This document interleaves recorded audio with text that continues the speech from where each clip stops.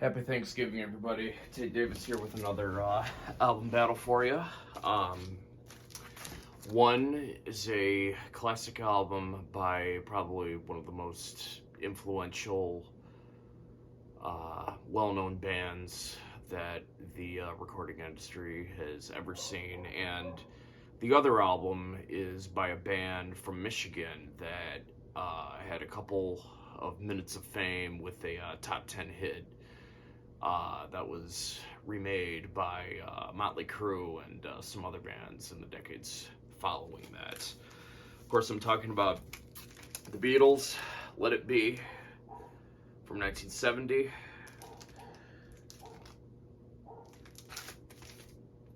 And Brownsville Station, yeah, from 1973. Let's talk about the Beatles album first. So, Let It Be, originally recorded at the very beginning of 1969, but shelved for a period of time so that the group could work on the album, the material that would become Abbey, that would be featured on Abbey Road. And eventually it was resurrected, so Phil Spector came in and added all sorts of effects and strings and what have you on top of the songs that were already recorded for the Get Back album, and it was released in May of 1970, shortly after McCartney called it quits from the Beatles. And I think it was disappointing to a lot of Beatles fans at the time, because it seems to me, it seemed to a lot of people that this was kind of hastily put together and kind of rushed out at the last minute to sort of capitalize on the Beatles breaking up, and this was sort of like a farewell gift to them. But to me, I think it really has held up well. This is my favorite Beatles album. It flip-flops almost every day between Let It Be and Abbey Road. But to a lot of people, this is not I don't want to say that it's not a well-liked album, but it's not an album that I don't think a Beatles album that I don't think a lot of people hold in as high regard as like Sgt. Pepper, the White Album, Abbey Road, and what have you. So obviously, I mean, you know the guys. Paul McCartney on bass, guitars, and lead vocals and keyboards. John Lennon on guitars, some bass, and lead vocals. George Harrison on guitars, vocals, maybe some bass here and there.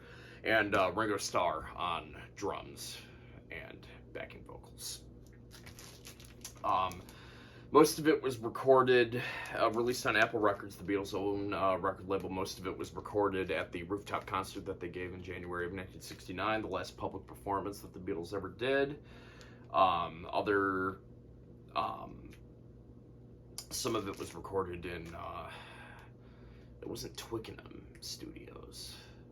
Maybe it was Twickenham Studios, or not Abbey Road Studios, I don't think. Maybe it was. I forget what studio, I'm sorry, guys. But it opens up with a song that was recorded on the rooftop concert, Two of Us. Really great acoustic folky tune, which has Ringo putting a towel over his floor tom and using that as the main drum that he plays as part of his drum set. And he does some things with the hi-hat and with the ride cymbal in the bridge. But really great vocals by Lennon and McCartney on that. Great duet. Love that. Dig a Pony, one of the most underrated Beatles songs.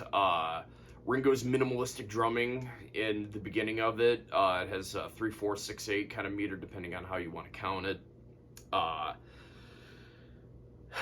And John Lennon's vocals on it are great. Yeah, it's a great song. Great guitar solo by George Harrison too. Across the Universe follows that, a great folky tune sung by John Lennon. Later the title kind of served as the flagship song for the movie of the same name. About what was that, 2009, I think? I forget when that came out. I Me Mine, one of my favorite George Harrison penned Beatles songs. Great drumming by Ringo on that. one of my favorite Ringo Starr drum performances. Dig It, kind of a little jam there. I think it was part of a jam, but kind of cool for what it is. Let It Be, the amazing McCartney pen title track, one of my favorite songs of all time. Again, I'm a drummer, so I have to keep pointing out Ringo's great drumming on it. Great guitar solo by George Harrison, probably one of my favorite guitar solos by him.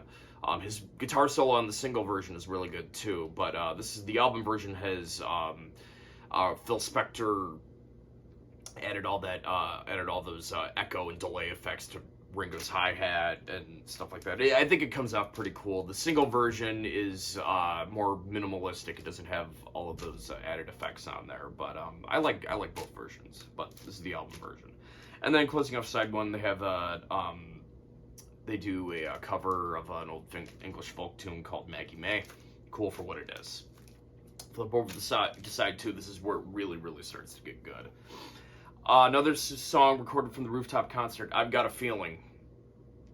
Awesome song. Great duet by Paul McCartney and John Lennon. Amazing. Love McCartney's vocals in that. The One After 909, a really cool 50s jump blues kind of song. Really good. The Long and Winding Road. A song that when I first heard it, I wasn't really a big fan of. I thought it was kind of a sappy McCartney sung ballad, but over time I've really grown to respect it. I think, and McCartney might disagree with me saying this, but I think that Phil Spector's string arrangements work really well on this song, and I think it really makes it come to life. And if you listen to it on the Let It Be Naked version, it just doesn't have the same power that the original album version is. For You Blue, a great 12-bar blues with Ringo playing brushes on a snare drum, and kind of a 12-bar blues shuffle format. Great fun tune there. And then closing it off with one of the all-time greatest Beatles songs ever, in my opinion, Get Back. Great keyboard solo by Billy Preston in that, and great guitar solo by George Harrison too. So. Overall, again, a masterful album. Yeah, it's got some kind of filler in there, but who cares? It's fun. It's one of my favorite. It's the top two Beatles album for sure. Like I said, flip-flops between this and Abbey Road. So, also celebrating the new documentary coming out on Disney Plus too. That's what made me decide to talk about this album in this video. And over in the other end of the ring here, Brownsville Station. I think they were from Michigan. I'm not sure where in Michigan they were from. I don't know if they were from Ann Arbor or not, but a really cool kind of kind of a rock and roll soul kind of band with some very 50s and early 60s influence. So who do we have on this? We have Cub Koda on vocals and guitar. Cub Koda would actually, after Brownsville Station broke up, he would go on to become a very well-respected rock journalist for writing for various music industry publications. Michael Lutz on vocals and bass, and Henry H. Baum Weck on drums. Here are the guys on the band right here. H. Baum Weck would actually go on to produce some notable acts. I think he produced Blackfoot. One of the Blackfoot albums, or a couple of Blackfoot albums. I forget which ones. I don't know if he produced Strikes or not, but yeah, he went on to go be a fairly notable producer too. So what are the? This was released on Big Tree Records, I think, which was an independent label, which was distributed by Bell Records. Now I think Columbia owns Bell Records, which Sony owns. So anyway, what about the music here? So opens up with, now a lot of these songs were written outside, are either written outside the band or are covers. So Question to Temperature opens up the album. Awesome song. Do do do do do do do do do do. Kind of's got Got a little bit of a similar feel to Give Me Some Lovin' by the Spencer Davis Group. And a great guitar riff. Great vocals by Cub Coda on that song. I love that song. Lightning Bar Blues, originally written by Hoyt Axton. Great song. Great good time rock and roll song. Take it or leave it. That's too bad, 'cause that's the way I am. Really, really fun, catchy song there. All Night Long, which is an original song written by Michael Lutz and Cub Coda. Cool song. Really cool, just catchy. I hate to keep going back to that, but really cool, catchy, old-timey rock and roll song. And then, closing off side one, we got a cover of the Jimmy Cliff tune, Let Your Yeah Be Yeah. And again, done in typical Brownsville Station spirit here. Done really well. Side 2, another highlight of the album for me, their cover of Sweet Jane by the Velvet Underground. Very soulful and country-ish on this album. I really enjoyed their version too.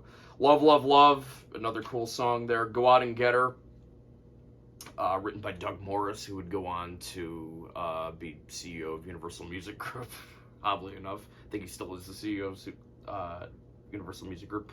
Barefootin'.